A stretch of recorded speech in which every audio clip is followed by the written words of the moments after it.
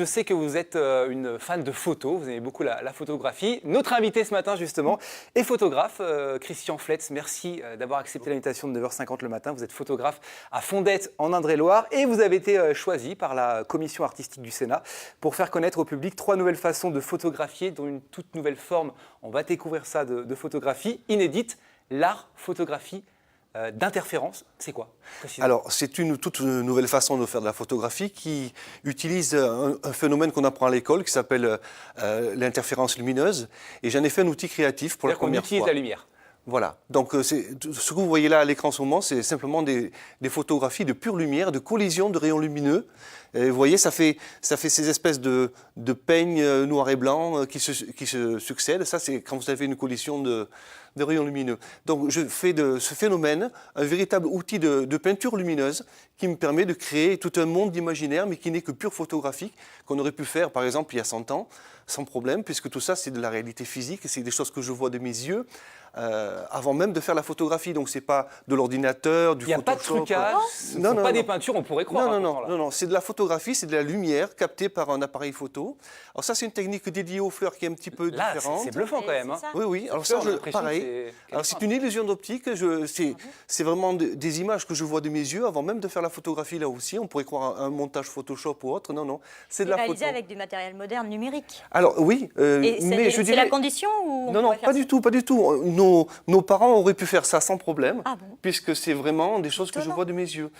Mais comment c'est arrivé? C'est le fruit du hasard? Vous vous êtes dit, tenez, je vois une fleur, je prends en photo. Alors, c'est une aventure extraordinaire qui a commencé il y a 6 ans, simplement en essayant mon nouveau smartphone, en promenant mon petit chien dans la campagne. J'ai vu une goutte d'eau et j'ai fait une photo de goutte d'eau. Et là, tout est parti.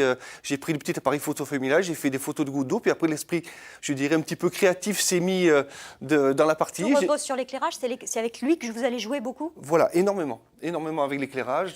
Et je joue beaucoup avec aussi l'illusion, le fait d'occulter certaines informations pour vous montrer la réalité d'une façon qui vous paraît imaginaire. On a l'impression qu'il y a des coups de pinceau sur le côté. Voilà, alors c'est pas travaillé du tout après.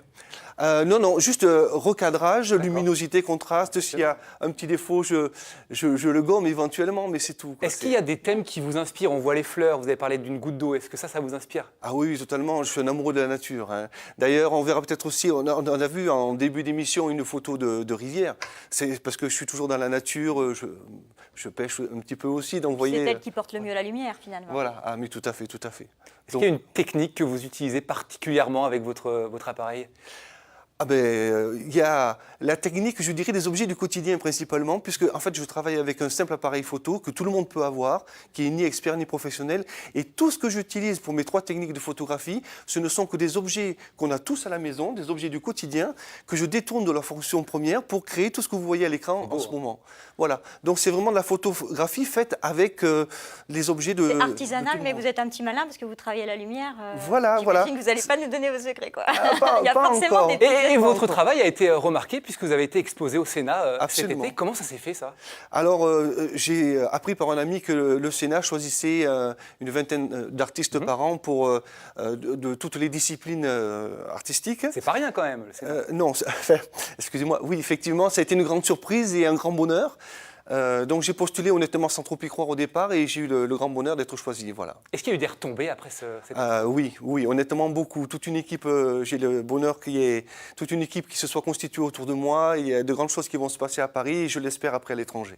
Peut-être vous exporter comme ça à l'international. Très belle photo, sincèrement, on est tombé sous le charme à 9h50 le matin. Merci beaucoup d'avoir été notre invité. On rappelle que vous avez un site internet également pour vous découvrir, www.inoflore-art.com. Et attention, puisque vous avez sorti également un livre, il n'est pas encore sorti. Alors, c'est un livre qu'on a tiré spécialement pour le Sénat, mais il est à disposition de qui souhaite l'acquérir facilement. Juste en allant sur mon site, il y a une page qui vous dit comment faire. Voilà. Il est pour moi ce matin. Je vais le ramener à la maison. Je suis désolé, Christian. Merci. Vous avez bien raison. Merci d'être venu. On va retrouver Héloïse qui se